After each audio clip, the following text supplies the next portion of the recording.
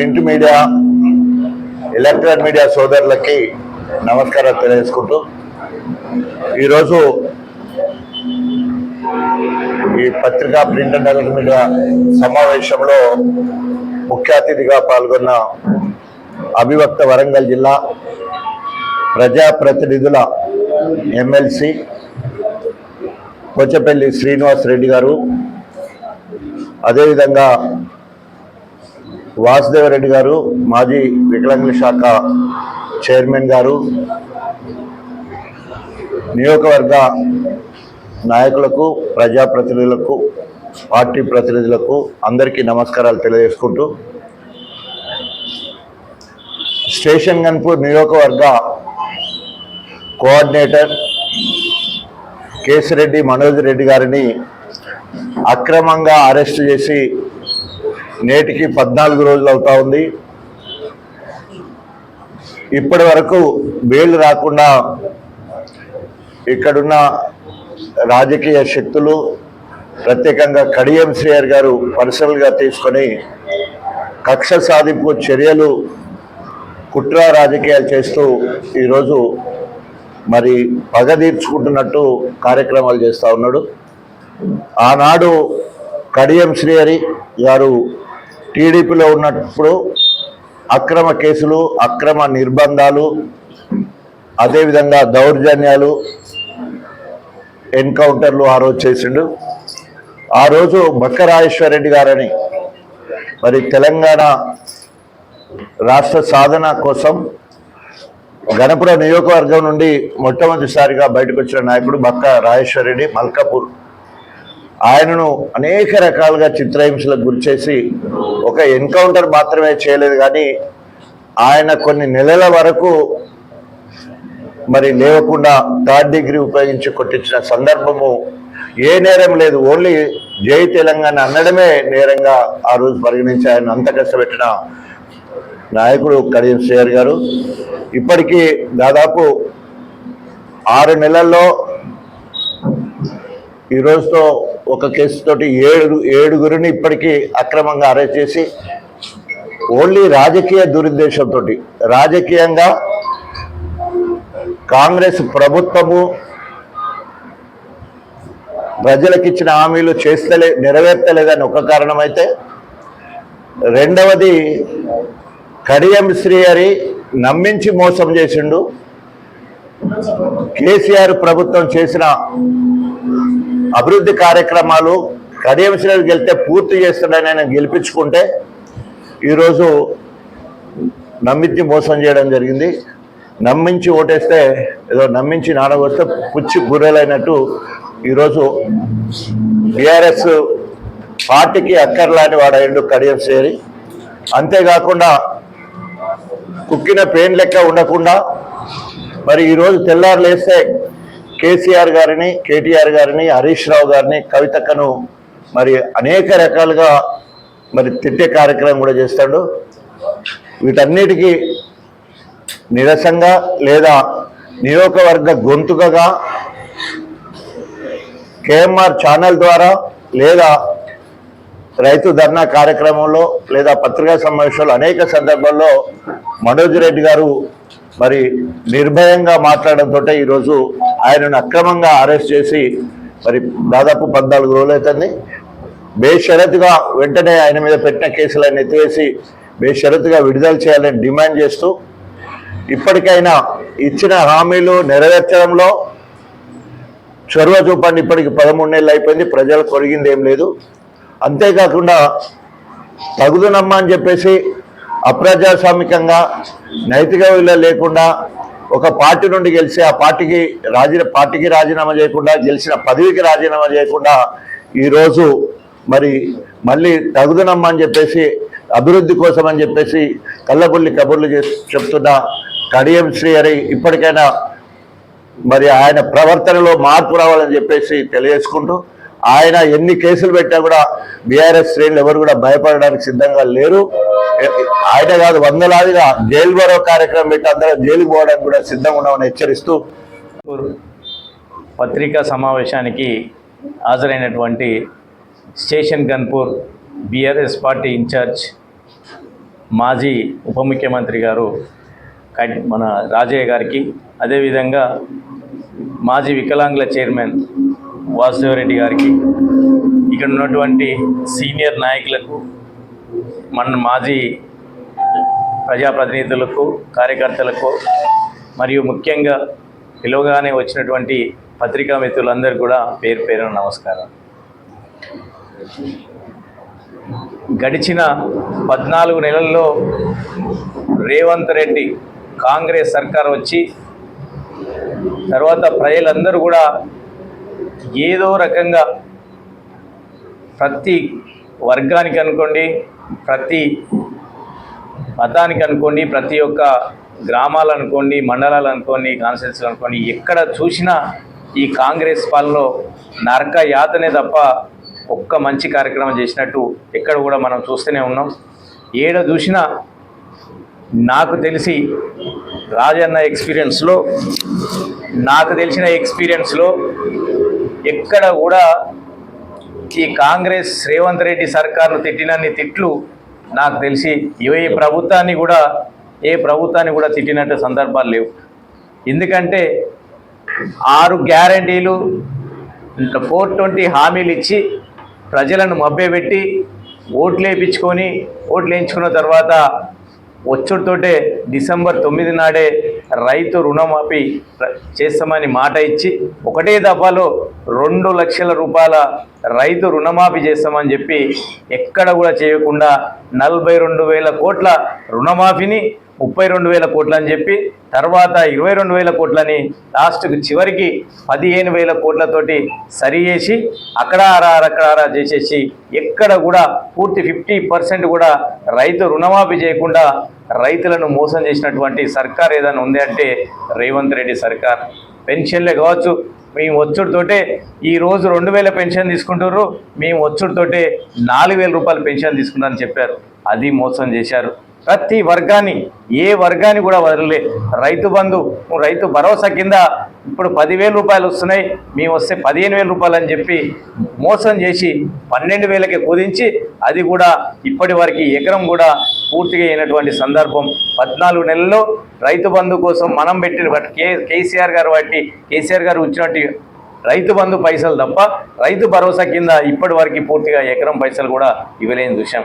ఇవన్నీ రైతులకు కానీ, ప్రజలకు కానీ, మహిళలకు 2,500 కానీ అనేక స్కీములు వాళ్ళు ఇచ్చినట్టు 420 హామీలు 420గానే మిగిలిపోయే పరిస్థితి ఉంది తప్ప ఒకటి లేదు. ఈ 420లు ఈ 14 నెలల్లో 420 హామీలేమో కానీ 42 సార్లు మాత్రం రేవంత్ రెడ్డి సర్కార్, రేవంత్ రెడ్డి మంత్రులు, ఎమ్మెల్యేలు ఢిల్లీ యాత్ర బట్టి ఢిల్లీ తిరుగుతున్నారు, ఢిల్లీ వాళ్ళ చుట్టూ తిరుగుతున్నారు తప్ప ప్రజల యొక్క క్షేమం, ప్రజా సంక్షేమం ఈ యొక్క దేని గురించి కూడా ఆలోచన లేదు ఈ యొక్క రేవంత్ రెడ్డి సర్కార్కి. అట్లే కులగన్న పేరుతోటి ప్రజలందరినీ ఇబ్బంది పెట్టి అన్నీ కూడా తీసుకుంటా అని చెప్పి కులగన్న పేరు బీసీ కులగన్న పెట్టి బీసీలను మోసం చేసేది. 25 లక్షల నుంచి 35 లక్షల మంది బీసీలనే లేకుండా దీనిలో లిస్టులో లేకుండా బీసీ కులగన్న లేకుండా చేసిన పార్టీ ఏదైనా ఉంటే బీసీ కులాలు, బీసీ వాళ్ళని కూడా మోసం చేశారు. ఎస్సీ కుల వర్గీకరణ అని చెప్పి ఎప్పుడైతే మందకృష్ణ మాదిగా ముందుకు వచ్చేసి 1,00,000 డప్పులు అది అని చెప్పి ఎట్లయితే సుప్రీంకోర్టు ఇచ్చిన తర్వాత ఆర్డర్ని అమలు చేయట్లేదని చెప్పి పెద్ద ఎత్తున ఉద్యమం చేస్తుండ్రు. దీనికి బీఆర్ఎస్ పార్టీ అందరూ కూడా మద్దతు చెప్తూ ప్రజలందరూ ఎస్సీ కులగణన అయిపోవాలని చేసి పెద్ద ఉద్యమం వస్తుందని చెప్పి ఎప్పుడు కూడా కాంగ్రెస్ పార్టీకి అలవాటు. మన ఉద్యమంలో మీరందరూ కూడా చూశారు. తెలంగాణ ఉద్యమం ఉవ్వెత్తున లేచుతోటే ఒక స్టేట్మెంట్ ఇచ్చి నాన్సుడు అలవాటు.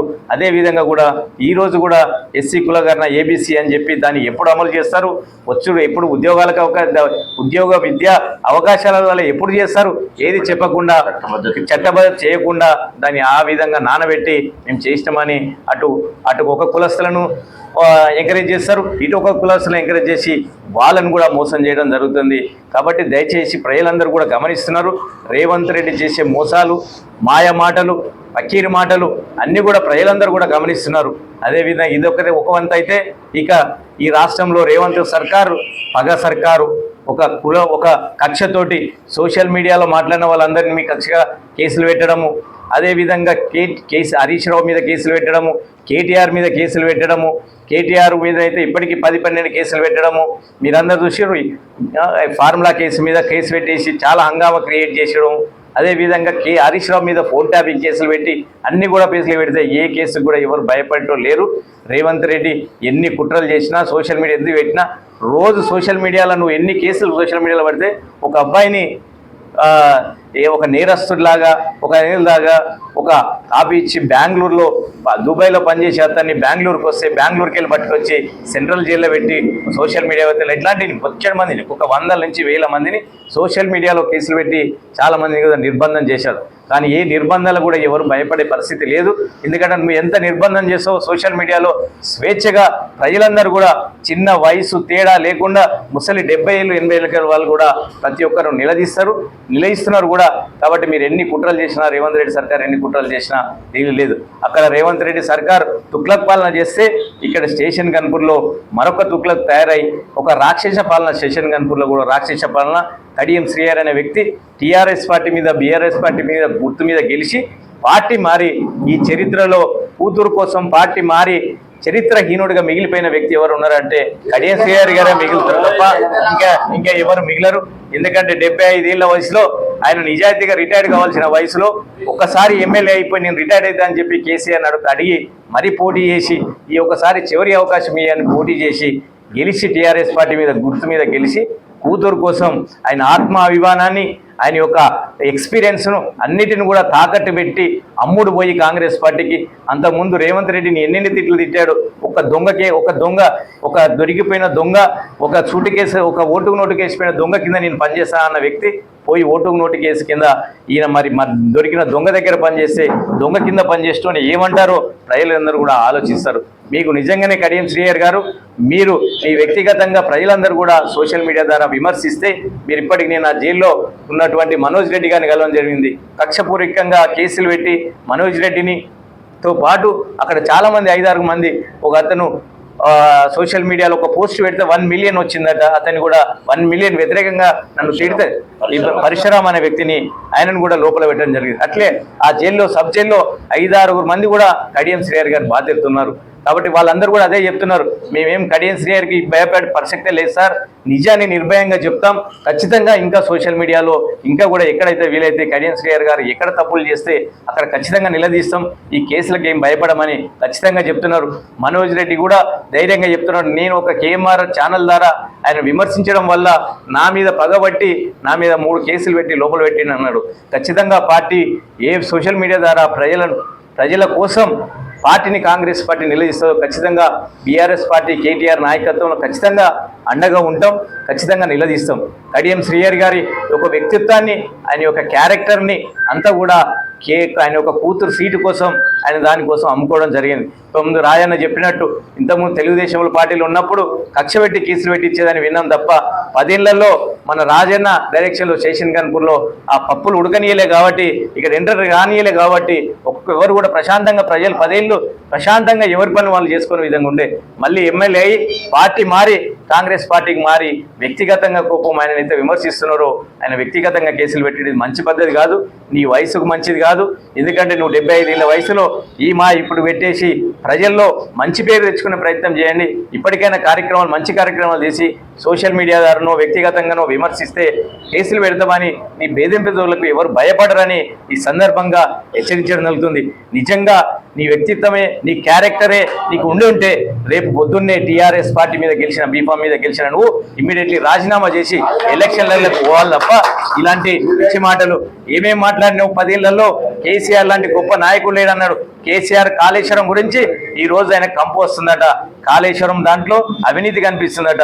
ఆ రోజు కాళేశ్వరం ప్రాజెక్టులో పెట్టినప్పుడు నీ అంత గొప్ప నాయకుడు లేడు, ఈ క్రియేట్ చేసిన గొప్ప చెప్పిన మాటలు ఇంకా వీడియోలు రికార్డులో ఉన్నాయి.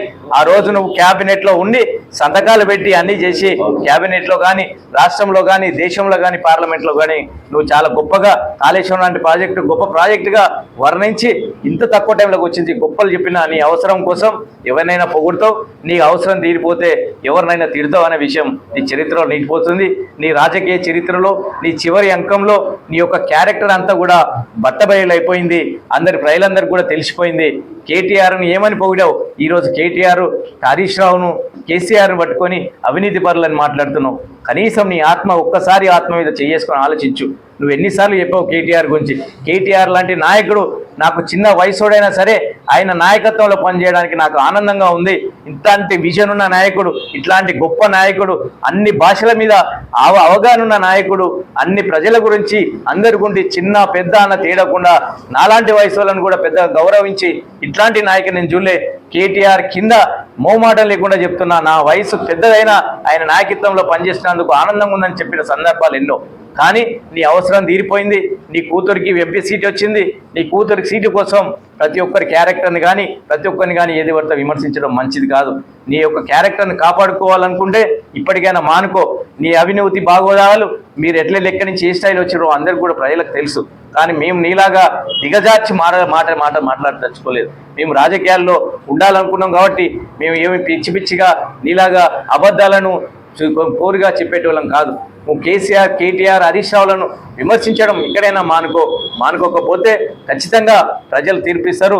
రాబోయే కొద్ది రోజుల్లో ఖచ్చితంగా ఈ స్టేషన్ కనుకొరికి 30 ఎన్నికలు రాబోతున్నాయి. మీరు రాజీనామా చేయకుండా కోర్టు ద్వారా సుప్రీంకోర్టుకు వెళ్ళడం జరిగింది. కేటీఆర్ గారు త్వరలోనే ఒక నిర్ణయం రాబోతుంది.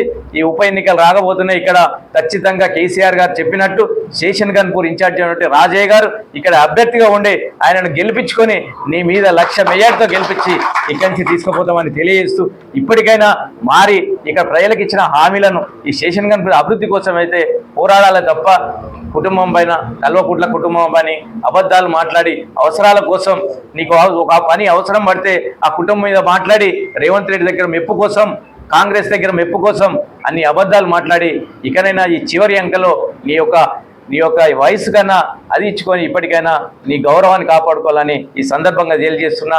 ఈ కేసులకి నీ వ్యక్తిగతంగా సోషల్ మీడియా వాళ్ళు పెట్టే కేసులకి ఎవరు కూడా భయపడరు. ఖచ్చితంగా బీఆర్ఎస్ పార్టీ లీగల్ సెల్ ఉంది. ఖచ్చితంగా అందరిని కూడా కాపాడుకుంటాం. మీరు అందరు సోషల్ మీడియా మా కార్యకర్తలు కానీ లీడర్లకు కానీ ఎవరికి ఏదొచ్చినా కేటీఆర్ ఆజ్ఞ మీదకి ఖచ్చితంగా మీ అందరం కూడా వాళ్ళందరికీ కూడా మద్దతుగా ఉంటాం, సపోర్ట్గా ఉంటామని తెలియజేయంటారు. కాంగ్రెస్ పార్టీ ఎప్పుడు కూడా రాహుల్ గాంధీ ఎప్పుడు కూడా బీజేపీ పార్టీకి బీ టీం మాత్రమే. ఆడ క్రేజీ వాళ్ళని ఓడించడం కోసం ముస్లిం వర్గంలో ఓట్లు చీల్చడం, సిక్కు వర్గాలలో ఓట్లు చీల్చి కాంగ్రెస్ పార్టీ ఓట్లు చీల్చి ఈరోజు బీజేపీకి గెలవడానికి కారకురాలు తప్ప వాళ్ళు ఎప్పుడు కూడా గుండు సున్నా కానీ ఇది రెండోసారి చరిత్రలో ఢిల్లీలో రెండోసారి గుండు సున్నాగా మిగిలిపోయిన పార్టీ ఏదంటే కాంగ్రెస్ పార్టీ. వీళ్ళు చెప్పిన రేవంత్ రెడ్డి గారు పోయి ప్రచారం చేసినా ఇంకోళ్ళు వచ్చి ప్రచారం చేసినా రాహుల్ గాంధీ ప్రచారం చేసినా కాంగ్రెస్ పార్టీ రేవంత్ రెడ్డి పాలన తెలంగాణలో ఫెయిల్యూర్ అయింది, కర్ణాటకలో ఫెయిల్యూర్ అయింది. ఈ స్కీములు చెప్పేసి ఏది కూడా అమలు చేయలేదు కాబట్టి ప్రజలందరూ కూడా ఢిల్లీ ప్రజలు కూడా గమనించారు, మహారాష్ట్రలో గమనించారు. వీళ్ళకు బుద్ధి చేయాలని కాంగ్రెస్కు బుద్ధి రావాలని జీరోకే పరిమితం చేసింది.